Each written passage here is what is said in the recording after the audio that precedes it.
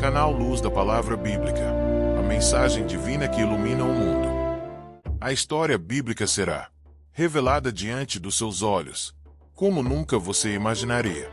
Feche os olhos por um instante. Esqueça tudo o que você já viu em quadro, em filmes, em imagens bonitas. Hoje, você não vai apenas ouvir sobre Jesus. Você vai estar lá, no pátio do templo. Você vai sentir o sol quente da Judéia na sua cabeça, o cheiro do incenso e dos animais para sacrifício. A tensão no ar, tão densa que quase dá para cortar com uma faca. E você vai testemunhar algo que a maioria das pessoas nunca percebeu. Você vai ver o momento exato em que Jesus para de alertar e começa a sentenciar. Estamos em Mateus 23. A série de ais já foi pronunciada. Os fariseus estão com os punhos cerrados, os dentes rangendo. E então, Jesus solta a sentença final. Uma sentença que não era só para aqueles homens, mas para uma nação inteira. E escondida nas próximas palavras, este um segredo, que vou te revelar. Um código que só os judeus do primeiro século entenderam. E que agora você também vai ficar sabendo. Um código que revela por que aquela geração seria a última da Jerusalém que conheciam. Se você está pronto para ver o que poucos viram, se inscreva no canal, aperte o play e vamos desvendar juntos.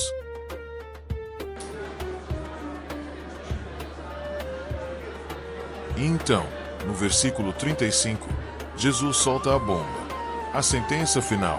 Ele diz que sobre aquela geração cairia todo o sangue justo derramado na terra, desde o sangue de Abel, o justo, até o sangue de Zacarias, filho de Baraquias, a quem vocês assassinaram entre o santuário e o altar. Aqui, irmãos, está o segredo magistral, porque Jesus cita justamente Abel e Zacarias. Primeiro, Abel. Isso é fácil. É o primeiro mártir da Bíblia. O sangue inocente que clamou da terra. Agora, Zacarias. Quem é esse Zacarias? Muitos se confundem. Não é o profeta do livro de Zacarias. Preste atenção. Na Bíblia hebraica, a nossa ordem do Antigo Testamento é diferente. O último livro não é Malaquias. É segundo Crônicas. E qual é a última história de martírio? O último assassinato chocante registrado no último livro das Escrituras judaicas. É a história de Zacarias, filho do sacerdote Joiada, em 2 Crônicas 24, 20 a 22. E o que a Bíblia diz? Que o Espírito de Deus veio sobre Zacarias, e ele profetizou contra o povo por ter abandonado o Senhor. E aí, por ordem do rei, o apedrejaram, onde? No pátio da casa do Senhor, exatamente entre o santuário e o altar, o local mais sagrado de todo o complexo do templo.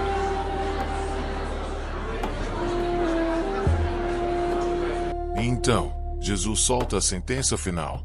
Mas antes da sentença, vem a assinatura de quem a está proferindo. E é aqui que a cena muda de um confronto religioso para um tribunal celestial. Preste atenção no pronome. Preste atenção no eu. Os fariseus esperavam outra crítica. O que eles ouviram foi algo que nenhum profeta, por mais ousado que fosse, jamais tinha dito. Jesus não diz, assim diz o Senhor. Ele não transfere poder a outro. Ele olha para eles e declara: portanto, eu vos envio profetas, sábios e escribas. Eu vos envio. Na mente daqueles judeus, isso era inacreditável. Quem enviou? Isaías. Quem enviou? Jeremias. Quem enviou? Elias. A resposta ecoava em cada pedra do templo. Era Yahvé, o Deus de Israel. Ao se colocar como a fonte, a origem dos mensageiros, Jesus estava afirmando o seu nome ao lado do Eu sou, da sarça ardente. Este não é um mestre rabino. Este é o próprio juiz de Israel, vestido de humanidade, para te salvar do pecado que destrói a alma. E o que acontece com os mensageiros que este? Eu enviarei. Jesus é cristalino e profético. Ele diz: a uns vocês matarão e crucificarão, a outros vocês açoitarão nas sinagogas deles e perseguirão de cidade em cidade. Aqui, Jesus não está apenas prevendo, ele está assinando a sentença de morte de Estevão, de Tiago, de Pedro, de Paulo. Ele está vendo, naquele exato momento, a igreja apostólica sendo perseguida pela mesma estrutura religiosa que o rejeitou. Se você algum dia rejeitou Jesus, ainda dá tempo de voltar atrás. E então, ele desfere o golpe final, a acusação que conecta aquela geração a toda a história de rebelião de Israel. Ele diz que sobre eles cairá todo o sangue justo derramado na terra, desde o sangue de Abel, o justo, até o sangue de Zacarias, filho de Baraquias. Isso não é uma expressão qualquer. Na mente judaica, o sangue inocente derramado não era esquecido. Ele clamava por justiça da terra, como o sangue de Abel. E agora, Jesus está dizendo que a contabilidade do sangue de todos os mártires está prestes a ser cobrada.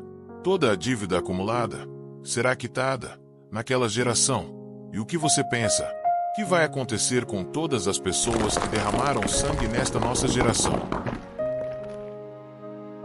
Então, Jesus profere as palavras que ecoariam através dos séculos como um selo de ferro sobre o destino de uma nação. Ele declara: em verdade vos digo, todas estas coisas hão de cair sobre esta geração. Irmãos, esta não é uma metáfora, não é um simbolismo, é uma profecia histórica precisa e literal. A geração que ouviu essas palavras com seus próprios ouvidos foi a mesma que testemunhou o cumprimento terrível e exato de tudo o que Jesus anunciou. Entre os anos 66 e 70 depois de Cristo, menos de 40 anos depois dessas palavras, a geração de Jesus viu a guerra judaico-romana explodir, Jerusalém ser sitiada até a fome extrema, o templo ser profanado e queimado até aos alicerces, rios de sangue literal correrem pelas ruas da cidade santa. O julgamento não foi metafórico, foi geopolítico, militar e total. A contabilidade do sangue foi fechada com a moeda do juízo histórico. O sistema do templo, que havia se corrompido em hipocrisia, encontrou seu fim definitivo. A oração de Zacarias por vindicação foi respondida com fogo romano e ferro. Então, irmãos, acontece uma das transições mais comoventes de toda a Escritura.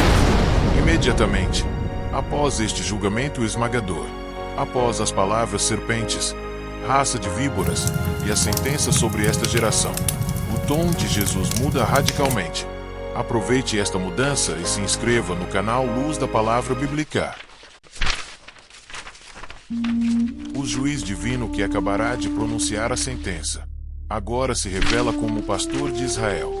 A ira santa dá lugar a uma angústia profunda, a um lamento que vem do mais íntimo da sua alma. Jerusalém, em Jerusalém, que matas os profetas e apedrejas os que te são enviados.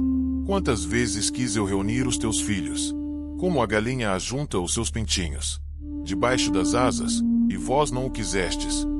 Jesus ainda quer te ajuntar debaixo de suas asas só.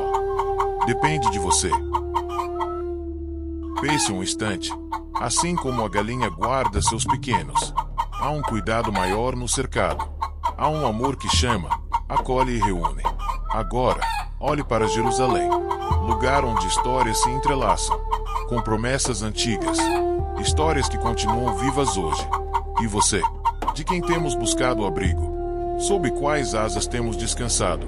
Se esta jornada pelas raízes do Evangelho tocou o seu coração, se você deseja compreender mais profundamente aquilo que transforma vidas, inscreva-se no canal Luz da Palavra Bíblica. Ative o sininho. Vamos seguir juntos por Mateus 24. Não apenas estudando, mas encontrando aquele que ainda hoje diz: eu quero te reunir, como a galinha ajunta seus pintinhos. Por que compreender Jesus? Não é teoria, é nova vida, é retorno ao abrigo que sempre esperou por você.